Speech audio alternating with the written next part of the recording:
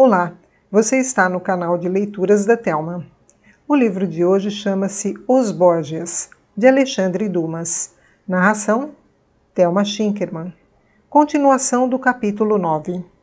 Por fim, a senhoria, reservando esse privilégio aos primeiros candidatos, ordenou que apenas Fra Domenico Buonvitini e Fra Andrea Rondinelli participassem do estranho duelo.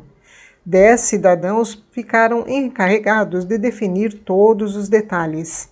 O desafio foi marcado para o dia 7 de abril de 1498, a ser realizado na Piazza del Palazzo.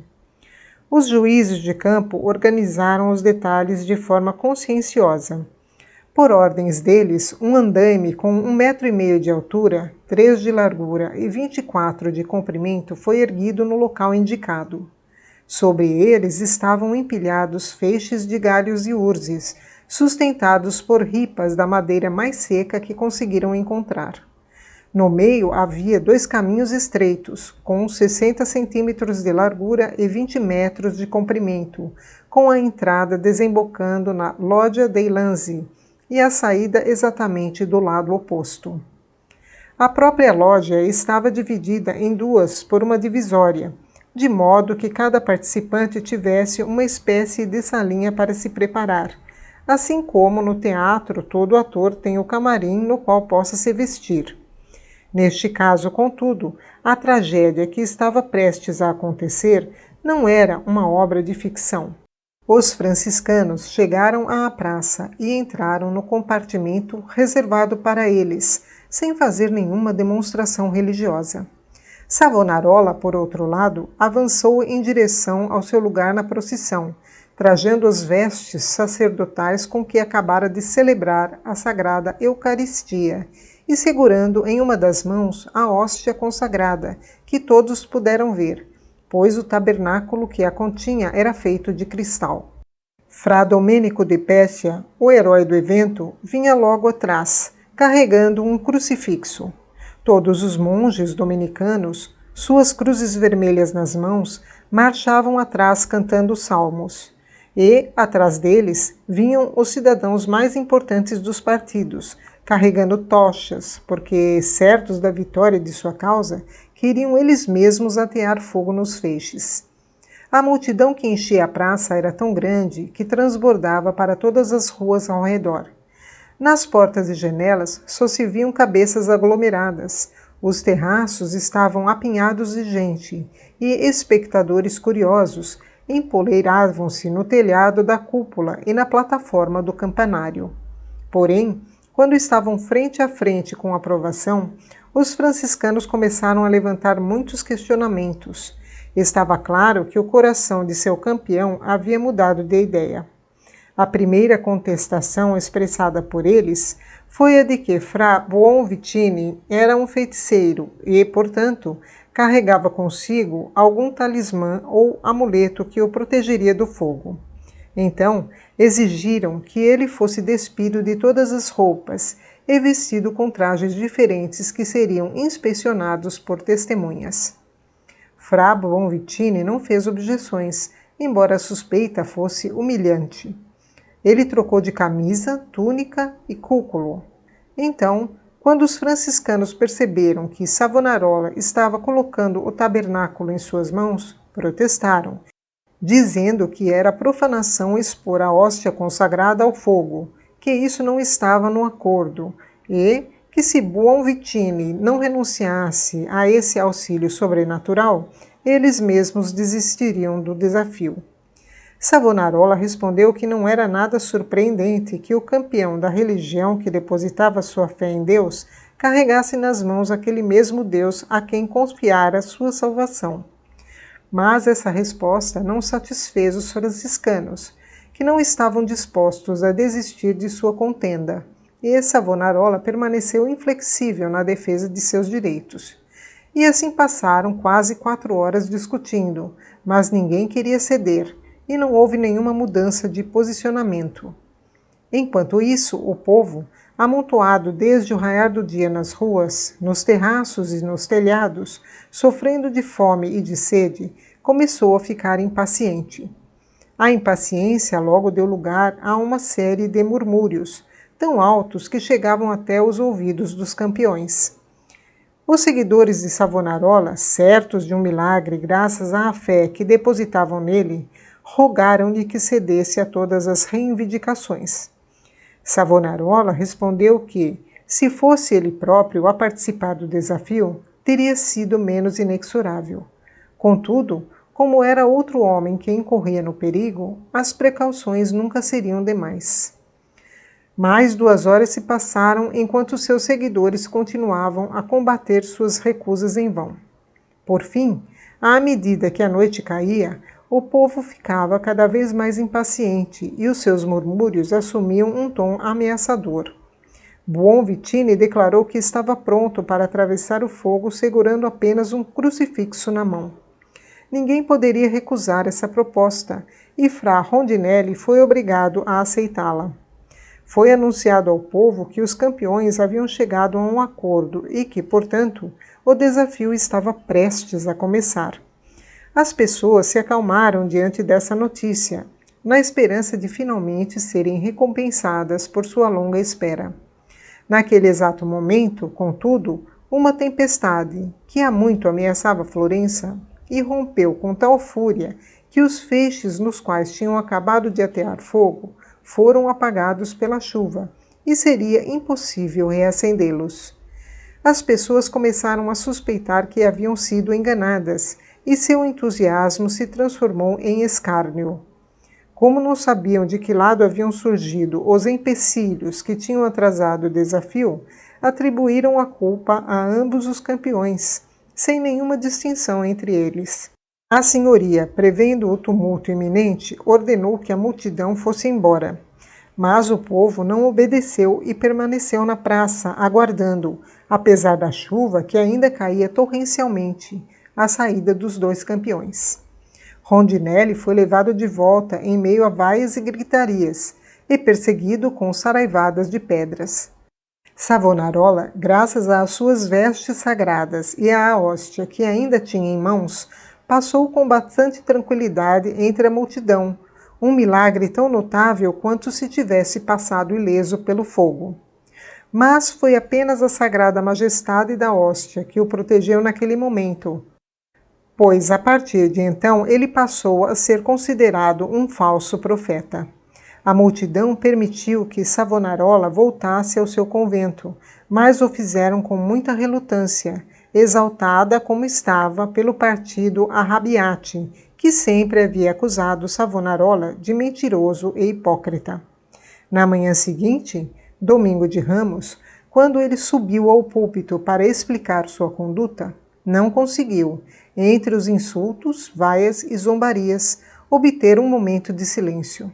Em seguida, os gritos, a princípio zombeteiros, tornaram-se ameaçadores e Savonarola, cuja voz era demasiado fraca para conter o tumulto, desceu do púlpito, retirou-se para a sacristia e dali para o convento, onde se fechou na cela. No mesmo instante, ouviu-se um grito da multidão, repetido por todos os presentes, abre aspas, para São Marcos, fecha aspas. O grupo de desordeiros, pequeno a princípio, foi ganhando novos membros à medida que percorria as ruas da cidade e por fim alcançou o convento, lançando-se contra as paredes como um mar revolto. As portas, fechadas após a chegada de Savonarola, logo se espatifaram com o impacto da poderosa multidão, que destruiu de imediato todos os obstáculos que encontrou pelo caminho. Logo, a torrente popular inundou o convento, e Savonarola, com seus 2 aliados, Domenico Buonvitine e Silvestro Maruffi, foi apanhado em sua cela e levado à prisão, em meio aos insultos da turba, que, sempre nos extremos, fosse no entusiasmo ou no ódio, teria gostado de fazê-lo em pedaços, e só se acalmou com a promessa de que os prisioneiros seriam obrigados a fazer a prova de fogo que anteriormente haviam se recusado por vontade própria. Alexandre VI, como podemos supor, Por certo, exerceu alguma influência para provocar aquela revolta popular repentina, embora não tivesse comparecido em pessoa. E, assim que foi informado da queda e prisão de Savonarola, ordenou que fosse a Roma, pois o julgamento cabia à justiça eclesiástica.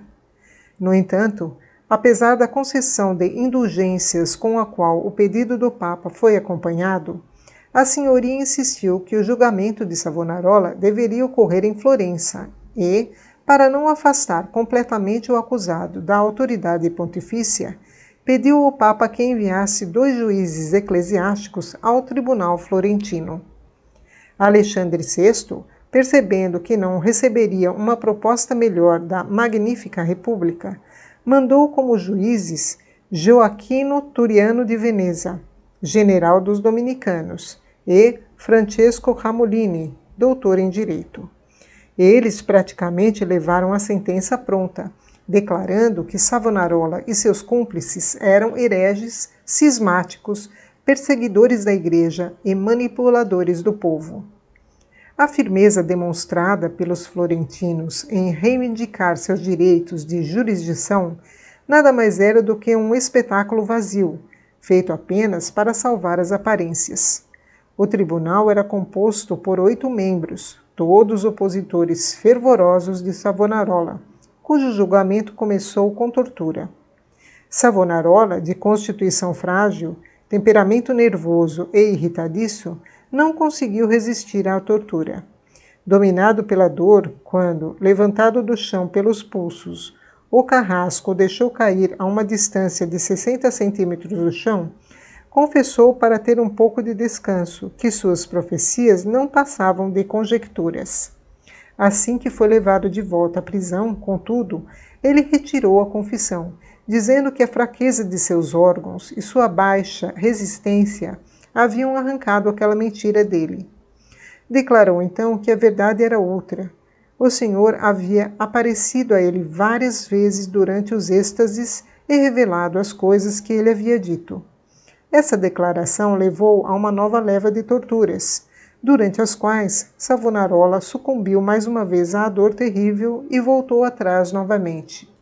Mas, assim que foi desamarrado, ainda estirado sobre o leito de tortura, declarou que suas confissões eram obra de seus torturadores e que a vingança recairia sobre suas cabeças. Retirou mais uma vez tudo o que havia confessado e o que poderia vir a confessar. Pela terceira vez, a tortura extraiu as mesmas confissões e o alívio que se seguiu, as mesmas retratações. Os juízes, portanto, ao condenar Savonarola e seus 2 discípulos à fogueira, decidiram que sua confissão não seria lida em voz alta no momento da execução, conforme o costume, certos de que também nessa ocasião ele desmentiria publicamente. E naquele caso, aqueles que conhecem o espírito versátil da multidão devem saber que poderia acarretar resultados desastrosos. No dia 23 de maio, a fogueira que havia sido prometida ao povo foi armada pela segunda vez na Piazza del Palazzo, e dessa vez a multidão reuniu-se com a certeza de receber aquele espetáculo tão esperado. Por volta das 11 horas da manhã, Girolamo Savonarola, Domenico Bonvicini e Silvestro Maruffi foram conduzidos ao local da execução, destituídos de suas ordens religiosas pelos juízes eclesiásticos, e os 3 amarrados à mesma estaca no centro de uma enorme pilha de madeira. Nesse momento, o bispo Pagnanoli declarou aos condenados que os separava da igreja. Daquela igreja militante? Perguntou Savonarola, que a partir daquele momento, graças ao seu martírio, entrou triunfante na igreja.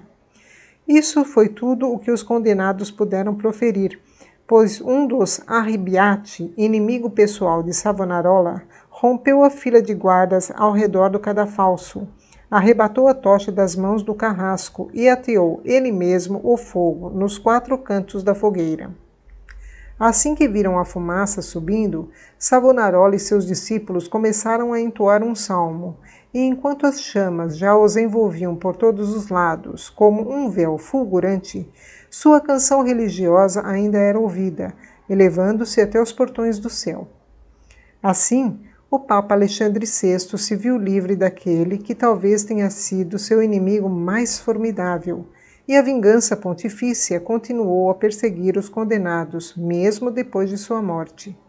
A senhoria, cedendo aos seus pedidos, ordenou que as cinzas do profeta e de seus discípulos fossem jogadas no rio Arno.